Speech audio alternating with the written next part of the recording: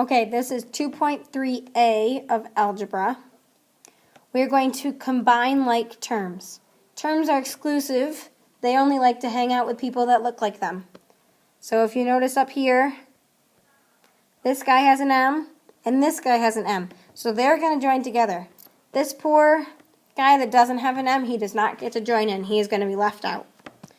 So we would, let me switch my black again. We would combine the 5M and the 2M. 5M plus 2M gives me 7M. And I leave my negative 23 just chilling by himself. And now I can solve it. Remember, I get rid of my straggler first. So add 23. I get 28 is equal to 7M. And 28 divided by 7, M is equal to 4. Okay, so if we try down here, got 11M minus 6M. 11M minus 6M gives me 5M. It doesn't just turn into a plain 5. The M's do not subtract. If I have 11 apples and I take away 6 apples, I still have 5 apples. They're still apples. I don't lose the fact that they're apples and it just turns into the number 5. I need to keep my apple, or I need to keep my variable. Then 8 doesn't get to join the party. And now I can solve the equation. So, I can add 8 to both sides. I have 5M equals 30. When I divide by 5, I get that M is equal to 6. Here I have negative 2y plus 5y. Negative 2 plus 5 gives me 3.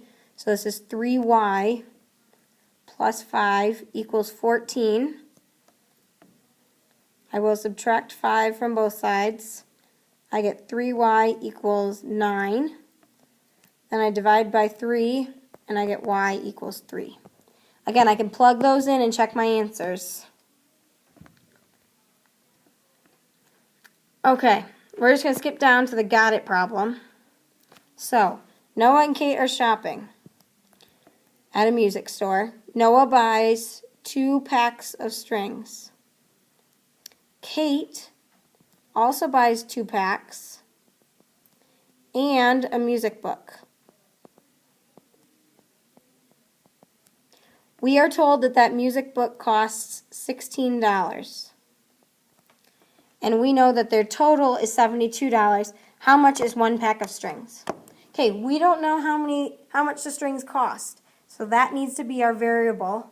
We're going to put a variable in for the the cost of a pack of strings. So how about we use P? So when we're talking about cost and quantity, the number of things we're buying, we multiply to get our total.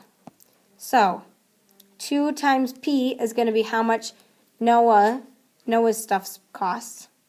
Kate also bought 2 packs of string, and she bought the music book, which cost $16. And we know that their total was $72.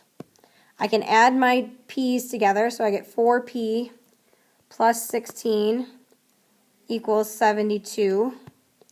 I'm going to move that over here. I can subtract 16 from both sides. 72 minus 16 gives me 56.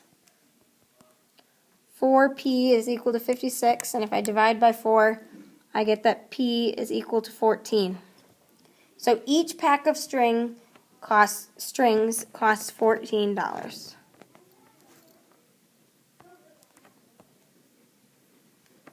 Oops. Okay. With the distributive property, so when there's a number outside of parentheses, we need to use the distributive property, or there's a way that we can get out of it. 2 ways that we can solve. So, if I look at 18 equals 3 times 2x minus 6. I can use the distributive property and distribute my 3 in, which will give me 18 equals 3 times 2x minus 6 times 3. 18 is equal to 6x minus 18. If I add 18 to both sides, I get 36 equals 6x. Divide by 6, and I get that x is equal to 6. Okay? One way I can do it, use the distributive property, distribute it in. The other way I can do it